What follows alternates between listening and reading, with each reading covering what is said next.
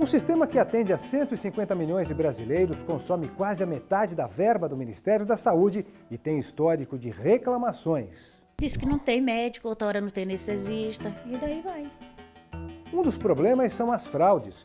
Um médico que cobrou do SUS e do paciente por uma cirurgia foi condenado por estelionato. Tanto tempo de estudo para o Enem e o ano perdido por causa de um telefone celular. Esse celular tem que ser guardado, desligado pelo participante no início da prova. E muitos, às vezes, estão com 2 celulares, guardam um e continuam com um, e em algum momento da prova isso é identificado e ele é eliminado. Só que um aluno foi expulso da prova do Enem por uma postagem que fez em uma rede social antes do horário de início do exame. Condenado pelo erro, o INEP vai ter que pagar indenização. Carnaval e publicidade. Fantasias em foliões e também em prédios históricos tombados. Muita gente também parafusava, né? Pegava aquelas máquinas com broca, botava aquelas placas grandes, tinha que parafusar as paredes e quando retirar ficava só os buracos, então tem que preservar isso aqui que é nosso, né? Em Olinda, uma indústria de bebidas e o governo local foram parar na justiça por mudarem a paisagem histórica da cidade durante o carnaval. O que aconteceu? Veja agora, no Via Legal.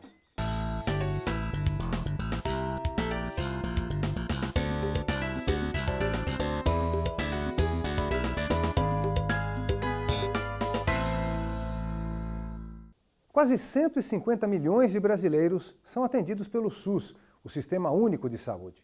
Isso representa 80% da população. Cidadãos que, na maioria das vezes, não têm dinheiro para pagar por consultas, exames, remédios e cirurgias. O SUS consome praticamente a metade de tudo que é destinado à saúde no Brasil. Mas tem gente que se aproveita do sistema. Em Minas Gerais, um médico foi condenado por estelionato. Ele cobrou 2 vezes por uma cirurgia, do paciente e do SUS.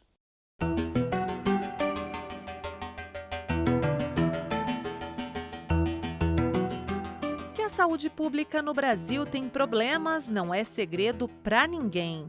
Ela está sofrível, né? Não tem médico, não tem nada. Você vai no hospital, você nunca consegue ser atendido. O atendimento é bem ruim. Não tem médico, não tem remédio. Tem mais de 2 anos que eu não consigo nenhuma consulta pelo governo, todas particulares. Estou doente com fibromialgia e nada. Você vai no posto, vai nos hospitais, nunca tem médico, nunca tem nada. Dados do Sistema Único de Saúde analisados pelo Conselho Federal de Medicina reforçam os motivos de tanta insatisfação. A fila de espera no Sistema Único de Saúde por uma cirurgia que não exige urgência chegou a 904 mil pessoas no ano passado. Entre as mais solicitadas estão as de catarata, com mais de 113 mil pessoas aguardando, hérnia inguinal na região da virilha, com mais de 95 mil, vesícula com 90 mil pessoas aguardando.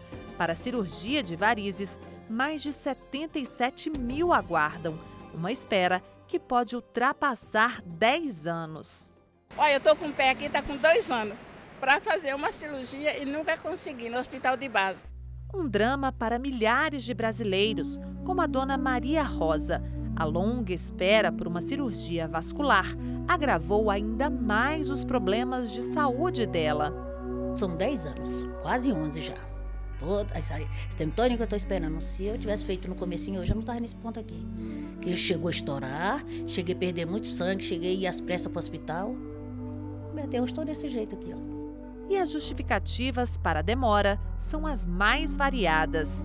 Diz que não tem médico, outra hora não tem anestesista, e daí vai. Aí eu fico, espera mais um pouco para ver o que dá. E nisso nós já estamos em 2018 e até agora no Hospital de Santa Maria eu não consegui. Para conseguir sair dessa fila de espera ou resolver qualquer dificuldade de atendimento nos hospitais públicos, muita gente recorre à justiça. Os casos não param de chegar na Defensoria do Distrito Federal. A procura é muito intensa. O ano passado o número foi de 26.806 pessoas que procuram pelos mais diversos assuntos relacionados à saúde pública. Foi o que fez um homem que precisava de uma cirurgia na cabeça e não conseguiu na rede pública. Ele procurou a justiça e garantiu o direito de realizar o procedimento em um hospital particular, mas pago pelo Sistema Único de Saúde. Só que o médico que realizou a operação cobrou do paciente e do SUS pela cirurgia. O caso, que aconteceu em uma cidade mineira, foi parar na justiça. Em primeira instância, o médico foi absolvido porque devolveu a quantia paga. A atitude configurou o arrependimento posterior, que está previsto em lei. O Ministério Público não concordou com a decisão e recorreu ao Tribunal Regional Federal da Primeira Região, em Brasília. Ao analisar o processo, a terceira turma do TRF1 entendeu que ficou comprovado o crime de estelionato, porque o médico quis obter vantagem ilícita nesse caso, quando induziu o paciente a assinar os papéis referentes ao procedimento coberto pelo SUS. Ao mesmo tempo, exigiu o pagamento pela cirurgia realizada. A intenção era receber indevidamente 2 vezes pelo mesmo trabalho, como explica esse advogado criminalista. A partir do momento em que o médico recebe um valor do paciente e emite a guia dizendo que isso vai ser custeado pelo SUS, estaria lesando o patrimônio da União, e entendeu-se no caso concreto de que haveria uma conduta dolosa, uma vontade de lesar a União nesse caso específico. O advogado alerta para os cuidados que a população deve ter para não cair nesse tipo de golpe. Muitas vezes pode vir a acontecer de alguém mal intencionado dizer, olha, para custear esse tipo de serviço haveria uma taxa ou algum emolumento a ser cobrado, algum custo, alguma despesa, e isso no hospital público não é algo que nós esperamos. E se o cidadão ele se depara com uma situação como essa, a primeira coisa é desconfiar, é pedir a origem dessa taxa, qual é o motivo dela, e persistindo a desconfiança, primeiro buscar auxílio profissional ou encaminhar isso diretamente à delegacia mais próxima. Enquanto isso, para a Dona Maria, a esperança de fazer a tão aguardada cirurgia é a última que morre. Estou aqui de novo, esperando. Quando é que vão me chamar? Quando é que eu vou fazer isso? Não sei, só Deus mesmo, filho.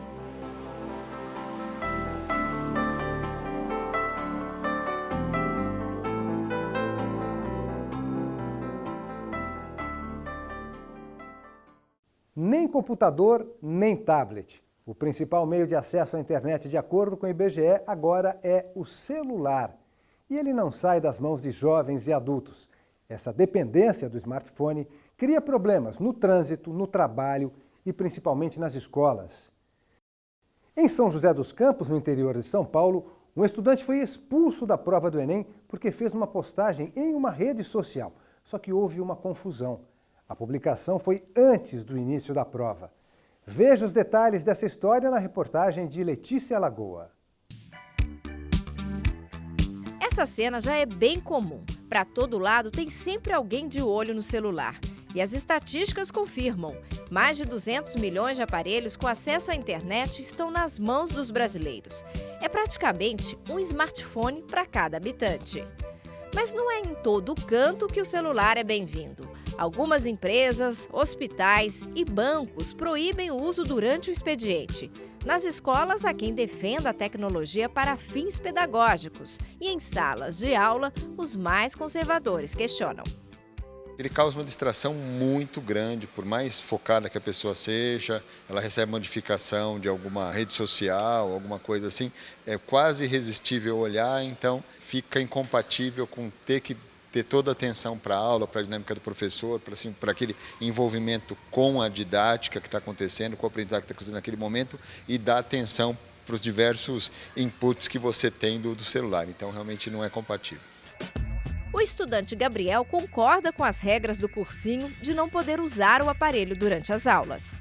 Desde alguns anos para cá, nós vemos que a questão de não usar o celular é importante, porque acho que isso tira a atenção, não faz muito bem para os alunos.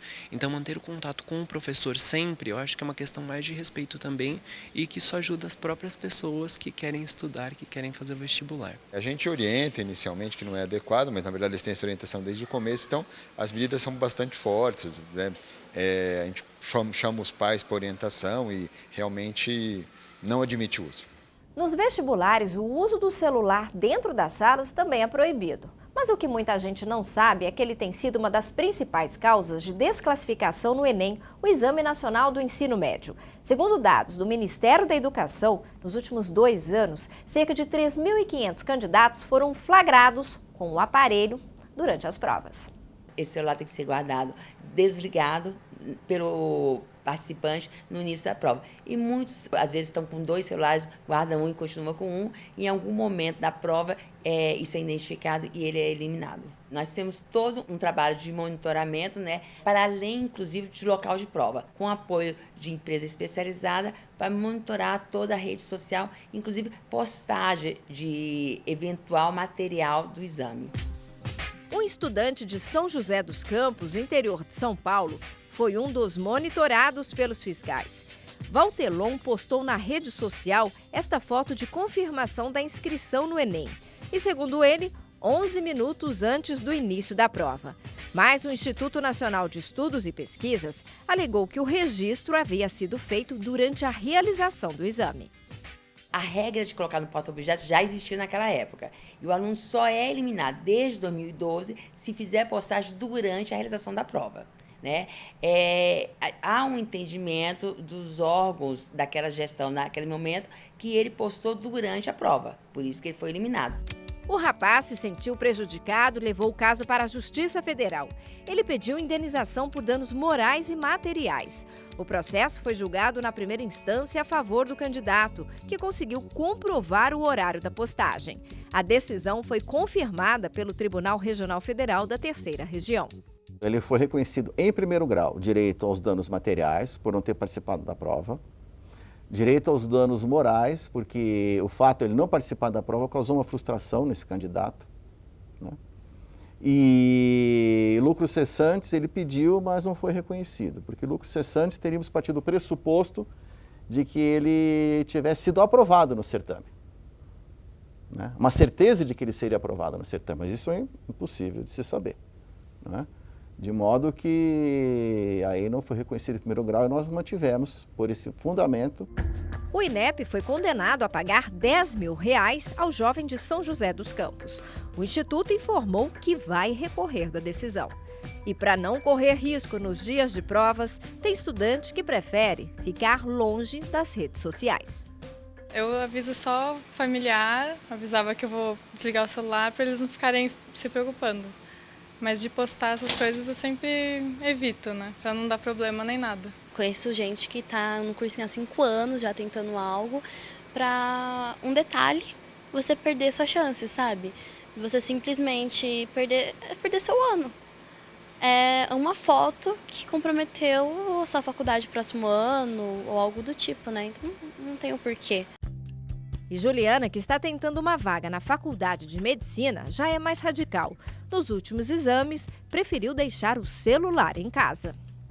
Tem muita gente que leva por conta que pai e mãe vai buscar depois, e aí tem que levar para conversar e falar, ó, sair da prova agora e tudo mais. Mas eu acho que não tem necessidade. Se você falar pro seu pai, ó, a prova termina a tal horas, aparece lá, você não vai usar o celular, entendeu?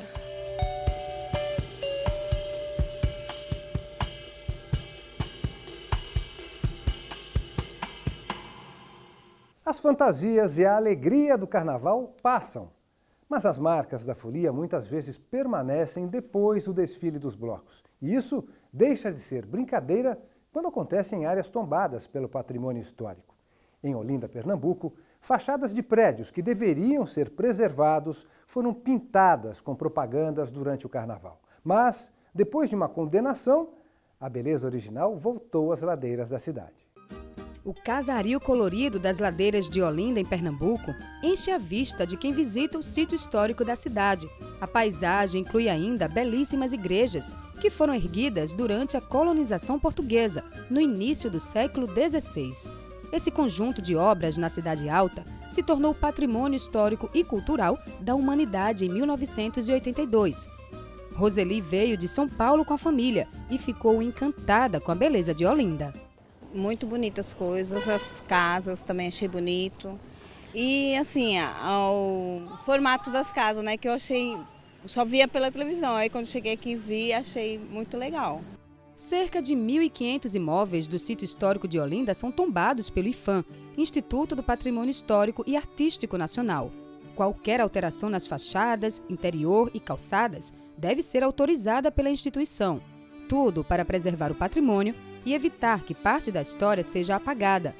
Daniel mora em uma casa tombada em Olinda e precisa seguir regras rígidas para fazer a manutenção do imóvel. Tudo que a gente vai fazer no imóvel, a gente tem que pedir autorização ao IPHAN. Até se você for trocar o piso, você tem que pedir autorização. Mas durante o carnaval, as ladeiras de Olinda recebem um novo colorido, o da publicidade e também da decoração das ruas e casas. E muitas vezes, essas mudanças escondem parte da beleza natural da cidade. Tampa um pouco, né, a visão do que a gente quer ver a casa, né? Aí eu acho que atrapalha um pouco. Acho que se tivesse publicidade demais, tamparia o que a gente veio para conhecer, na verdade. Essas fotos são dos carnavais de 2011 e 2012, quando o IPHAN entrou na justiça contra a Prefeitura de Olinda e uma indústria de bebidas. A denúncia era de dano ao patrimônio, pela pintura extravagante de fachadas e colocação irregular de publicidade nos imóveis do sítio histórico. Esse guia turístico lembra bem como ficava o casario após o carnaval. Muita gente também parafusava, né? Pegava aquelas máquinas com broca, botava aquelas placas grandes, coisa e tal, tinha que parafusar as paredes e quando retirar ficava só os buracos, então tem que preservar isso aqui que é nosso, né? A denúncia também incluía o prédio da Associação Comercial de Pernambuco, no Recife Antigo. O imóvel, construído na Praça do Marco Zero, é tombado e, de acordo com o IPHAN, sofreu danos físicos na estrutura durante os carnavais de 2011 e 2012. Fora a pintura, que foi uma das coisas assim, que saiu em manchetes de jornais, de televisão, de reportagens e tudo, que foi o amarelo da empresa patrocinadora. Teve pintura em cantaria, teve colocação de sinalização que teve dano ao bem, ao patrimônio, né? Que se a gente pudesse ter orientado antecipadamente, a gente poderia ter dito, não, coloque aqui, que provoca menos dano ao bem. Na ação civil, o IPHAN pediu a reparação dos danos físicos causados nos imóveis com a repintura das fachadas nas cores originais, além de indenização por danos morais coletivos. Tem a questão da nossa legislação mesmo, que a gente tem os processos administrativos e quando é detectado um dano, a gente tem que tomar as medidas legais. E tem a questão educativa também, porque como foi uma repercussão muito grande, a gente precisa mostrar à sociedade que isso é um objeto passível de punição. Em primeira instância, a denúncia do IPHAN foi atendida integralmente, mas a Prefeitura de Olinda e a indústria de bebidas apelaram. A terceira turma do Tribunal Regional Federal da 5ª Região julgou o caso e não acatou o pedido de danos morais coletivos. Se fosse uma situação de dano moral coletivo, você esperaria encontrar, sei lá, uma comoção social, né? As pessoas protestando, reunidas, inconformadas com aquela situação, indignadas, sentindo-se de fato prejudicadas no seu aspecto moral, né? Pessoal, a sua própria personalidade, porque você está ali, aquele ambiente foi destruído, desfigurado. Mas nada disso aconteceu. No decorrer do processo, os danos físicos foram reparados e os imóveis repintados pela empresa patrocinadora. Nos carnavais seguintes a 2012, a legislação que protege o patrimônio histórico foi mais respeitada. Essa ação tem um efeito educativo extremamente interessante. O próprio município reconhece. Temos que preservar Olinda, um sítio histórico fantástico, reconhecidamente, né, o patrimônio imaterial da humanidade, e o cuidado com isso tem que ser sempre de todos. Tem que ter um equilíbrio, né? Você tem que dar condições para as empresas também que fazem sua propaganda, mas também que não abuse desse poder. Eu acho que a lei tem que ser para todos, né? Não dá para o empresário ser uma lei e para o morador ser outro.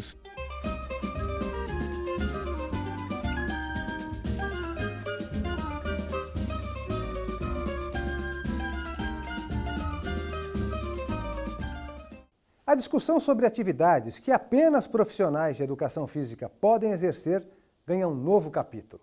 Depois da zumba, do boxe, tênis, capoeira, agora a polêmica chega aos preparadores físicos de um time de futebol. O Conselho Regional de Educação Física pediu na Justiça que o Grêmio Esportivo Bagé, no Rio Grande do Sul, suspenda as atividades até que o clube regularize a situação dos profissionais. Veja na reportagem de Marcelo Magalhães. Bagé fica a quase 400 quilômetros de Porto Alegre. A cidade, conhecida como a princesa da região, fica na fronteira do Brasil com o Uruguai. Aqui tem torcedores apaixonados. Grêmio ou Guarani? Grêmio. Guarani. Grêmio Bagé. Com certeza Guarani, meu velho. Grêmio Esportivo Bagé e Guarani Futebol Clube são dois times tradicionais do interior gaúcho.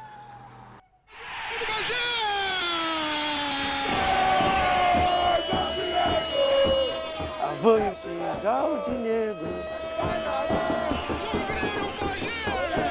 Eu me criei vendo meu pai aqui no Bagé, hoje meu pai é falecido e eu sigo ele, né, tia? Então a gente gosta do Bagé, admira esse pessoal que trabalha pro Bagé, tanto o Bagé como o Guarani. É difícil fazer futebol em Bagé, então a gente só em vir ter o final de semana para vir ver o Bagé e o Guarani é ótimo. Sentimento que é cultivado na escolinha de futebol. Vamos aqui, tem que fazer o gol! Vai embora, vamos! Sempre gostou de futebol, então nada com aliar sempre futebol, estudo e futebol. Tem que estar bem num para praticar o outro. Treino é importante, mas adivinha o que eles preferem? Eu gosto muito de jogar. Por quê? Não sei, físico cansa muito. Por lei, o treinamento físico é uma atividade que deve ser executada por um profissional de educação física. Eles são pequenos, né? E conforme a intensidade do exercício, isso é muito importante e perigoso ao mesmo tempo. Por isso tem que ser um profissional para exercer esse tipo de atividade aí. E foi justamente este o problema que o Conselho Regional de Educação Física encontrou no clube. Esse clube ele tem escolinhas e tem um centro de condicionamento físico, né? Nisto ele tem que ter profissional de educação física. E essa não é a primeira vez que o Conselho fiscaliza atividades físicas exercidas por profissionais sem registro. Assim como a maioria dos casos, o processo judicial envolvendo o Grêmio Esportivo Bagé começou após uma denúncia feita ao Conselho Regional de Educação Física do Rio Grande do Sul. E teve como personagem principal o atual preparador da equipe. Movimento, estabiliza, fecha, aí. E aí fiquei surpreso até pela essa denúncia que aconteceu, mas sabemos que foi um mal entendido. O clube já providenciou aí, né, para regularizar, para mandar a documentação necessária. A regularização é, na verdade, o registro profissional de todos os treinadores. Depois que a irregularidade foi constatada na prática, o Conselho Regional de Educação Física trouxe o caso aqui para a Justiça Federal de Bagé.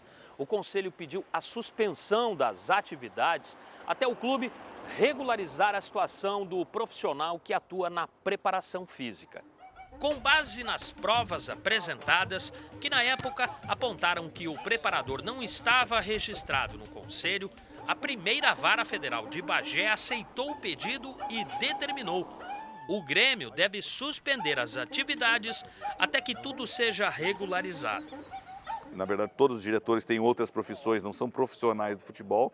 Acabamos não registrando, passando essa informação ao CREF. Eu acho que foi um exagero, mas a gente respeita, está na lei e cabe a nós corrigir o que foi feito. No momento que tu contrata alguém que não é da área e pode gerar algumas lesões, o clube pode ser processado e responder muito mais por isso.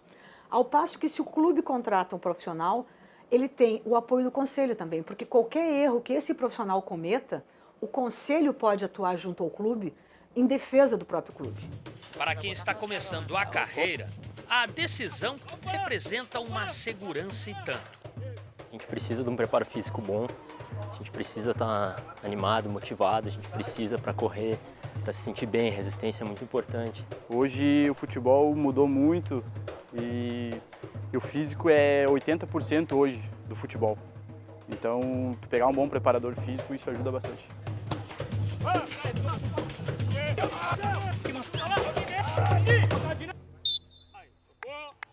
É isso, o Via Legal fica por aqui. Na semana que vem a gente volta com outras decisões da Justiça Federal. Gostou de uma matéria? Quer ver de novo? Mostrar para um amigo? Acesse as nossas redes sociais.